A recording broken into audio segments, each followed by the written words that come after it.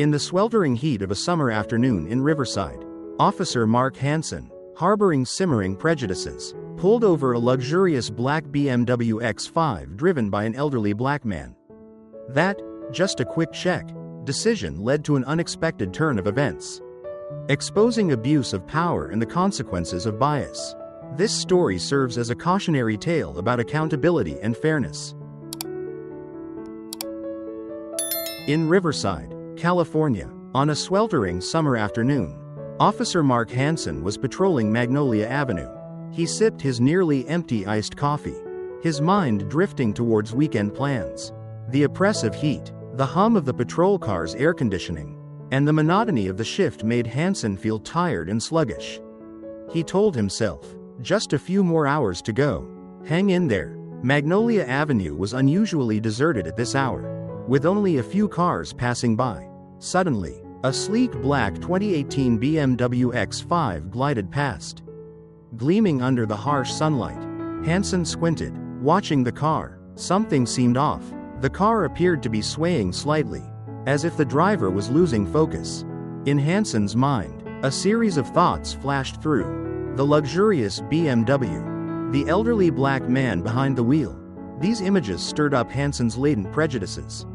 He thought to himself, another rich guy.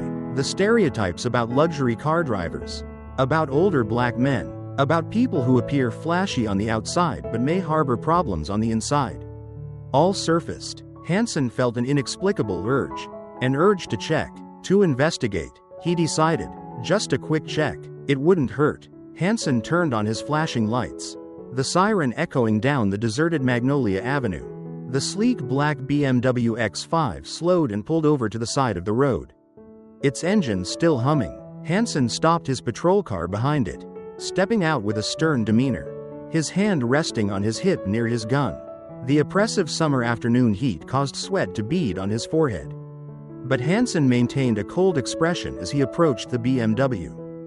"Good afternoon, sir," Hansen said, his voice firm, resonating in the quiet space.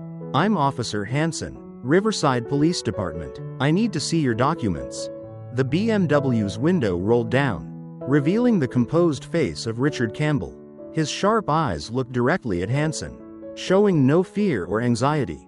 "Good afternoon, officer," Campbell replied, his voice warm and clear. "May I ask why I was pulled over?" "Your car appeared to be swaying slightly," Hansen said, trying to conceal his suspicion. "I want to make sure you're fit to drive." "I am perfectly fine, officer," Campbell said, handing his driver's license and vehicle registration to Hansen. "I don't understand why you stopped me." Hansen took the documents, meticulously checking every detail. Everything was in order, but he still felt something was amiss. "I need you to take a breathalyzer test," Hansen said, his voice losing its calm edge. "A breathalyzer test?" Campbell raised an eyebrow, a sardonic smile flickering across his face. "I'm not intoxicated, officer. I don't understand why you're treating me this way. It's standard procedure, sir," Hansen said, his voice starting to tense. "Please step out of the car. I will not take a field sobriety test," Campbell said, his voice also hardening. "I haven't broken any laws, and I'm not obligated to prove my innocence."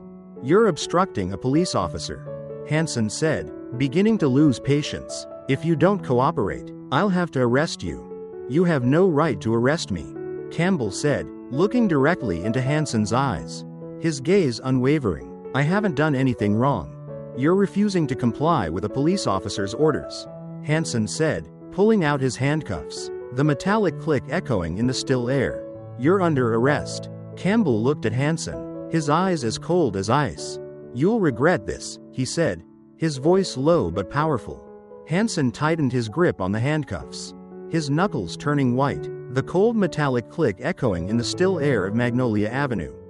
"You're obstructing a police officer," he growled, his voice hoarse with rising anger, the veins in his temples throbbing. "I won't warn you again." Campbell looked directly into Hansen's eyes, his gaze sharp as a knife, showing no fear or hesitation. His face was calm, expressionless, but his eyes radiated determination and authority. "You're abusing your power, officer," he said, his voice low but powerful, resonating in the quiet space. I haven't violated any laws. And you have no right to arrest me.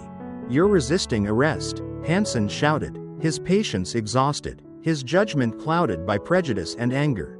He felt a fire burning inside him, urging him to act. Turn around, hands behind your back. Campbell stood still as a statue, showing no intention of obeying Hansen's command.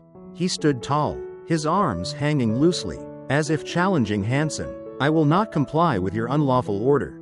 Hansen took a step forward, grabbing Campbell's arm, trying to force him to turn around. But Campbell was not easily subdued. He shrugged off Hansen's grip, a swift and decisive move, causing Hansen to stumble back a few steps. Hansen's arm tingled, surprise and anger overwhelming him. Sweat poured down his forehead, blurring his vision. You dare resist me, Hansen yelled, lunging forward, trying to wrestle Campbell to the ground.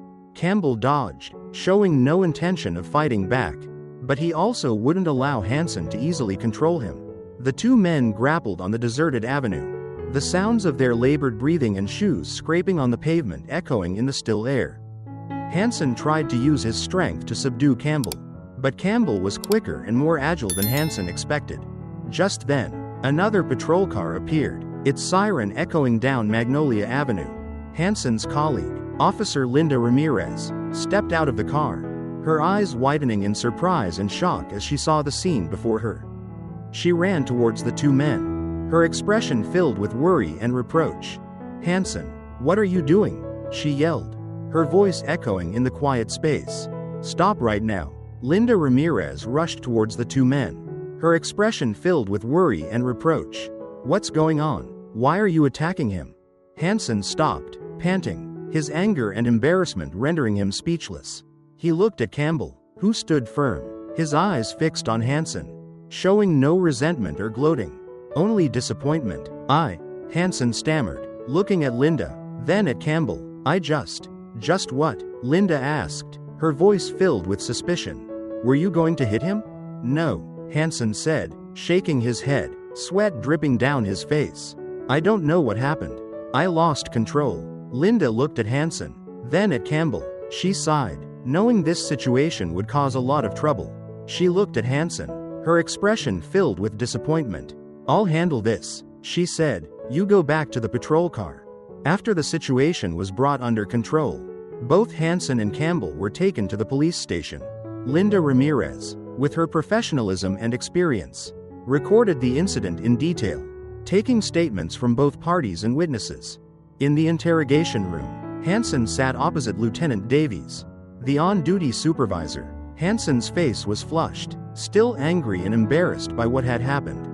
I don't understand why he resisted like that, Hansen said, his voice still trembling. I was just doing my job. Are you sure you acted appropriately, Hansen? Lieutenant Davies asked, his eyes filled with suspicion. We've reviewed the dashcam footage from your patrol car, and I don't see any violations from Mr. Campbell. I saw his car swerving, Hansen said, trying to defend his actions. I suspected he was drunk or using drugs. Then why didn't you conduct a field sobriety test? Lieutenant Davies asked. Why did you immediately handcuff him and attack him? He refused to cooperate, Hansen said, his voice growing louder. He was resisting arrest. He refused to take a test you had no right to demand. Lieutenant Davies retorted. And he resisted when you attacked him. That's not resisting arrest. That's self-defense. I didn't attack him, Hansen said, feeling cornered. I was just trying to subdue him. You crossed the line, Hansen, Lieutenant Davies said, his voice stern. You acted unprofessionally and without restraint. Your behavior has seriously damaged the reputation of the police department. I didn't mean to, Hansen said, feeling remorseful and anxious. You let your personal biases dictate your actions, Lieutenant Davies said, standing up and looking directly at Hansen. You need to learn to control yourself, Hansen, otherwise, you won't be able to continue working here. Just then, the interrogation room door opened, and an officer entered, holding a file. Lieutenant, we just received information about Mr. Campbell, the officer said, his voice slightly trembling. Lieutenant Davies frowned, took the file, and opened it. His face paled, his eyes widening in surprise. No way, he muttered, staring at the photo in the file. What is it? Lieutenant? Hansen asked, feeling a sense of unease. Lieutenant Davies looked up, his eyes cold. Do you know who the man you just arrested is? Hansen? Hansen shook his head, feeling like a weight was pressing down on his chest. He's Richard Campbell, a 4-star general in the United States Army. Lieutenant Davies said, his voice echoing in the interrogation room. And he's one of the president's closest advisors. Hansen's face turned ashen, feeling like an electric shock had run through him. He had just arrested a 4-star general, a man of immense power and influence. He knew he had made a grave mistake, one that could ruin his career and have serious political repercussions. Meanwhile, Campbell was sitting in another interrogation room, facing Linda Ramirez. He remained calm, without any resentment or anger. I just want to clarify one thing, Campbell said, his voice still warm and clear. I had no intention of resisting law enforcement. I was just protecting my rights. The interrogation room door opened, a gust of cold air from the hallway rushing in, and Hansen stepped out with a pale face, cold sweat beading on his forehead. He felt like he had just experienced a nightmare. The stark white fluorescent lights of the hallway highlighted the tension and anxiety on his face. He saw Campbell standing in the hallway, surrounded by high-ranking police officers, their expressions stern and worried. Campbell remained calm, without any resentment or gloating, but his eyes were sharp as knives, staring directly at Hansen. General Campbell, I'm sorry, Hansen stammered, approaching Campbell, trying to apologize. I didn't know who you were. Otherwise I wouldn't have. Hansen's voice trailed off. He didn't know what to say to ease the situation. It's all right, Officer Hansen, Campbell said, his voice still calm and clear, but carrying an indescribable coldness. Everyone makes mistakes. However, Campbell's eyes showed no forgiveness. He looked at Hansen sternly, as if carefully assessing his actions.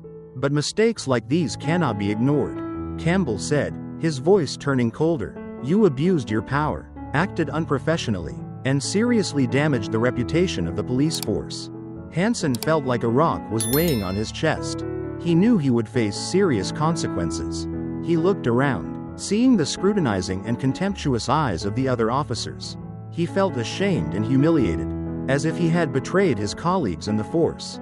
Immediately, Hansen was stripped of his badge and gun, and suspended indefinitely. A plainclothes police officer approached, ordering Hansen to hand over all his personal belongings and leave the police station immediately. You're no longer a police officer, the officer said, his voice cold and decisive. An internal investigation was launched to clarify his actions. Investigators collected evidence, interviewed witnesses, and reviewed the dashcam footage from Hansen's patrol car. They also reviewed Hansen's personal file, looking for any signs that he had a tendency to abuse power or discriminate. Lieutenant Davies, the on-duty supervisor, was also severely reprimanded. His superiors criticized him for failing to control his subordinates' actions, and for allowing such an unfortunate incident to occur. The Riverside Police Department faced a wave of harsh criticism from the public and the media. Newspapers and television channels continuously reported on the incident, calling it a major scandal. This incident became a valuable lesson for Hansen and the entire police force. It reminded them that, regardless of their position, they must abide by the law and respect the rights of citizens. Power is not a tool to be abused, but a heavy responsibility.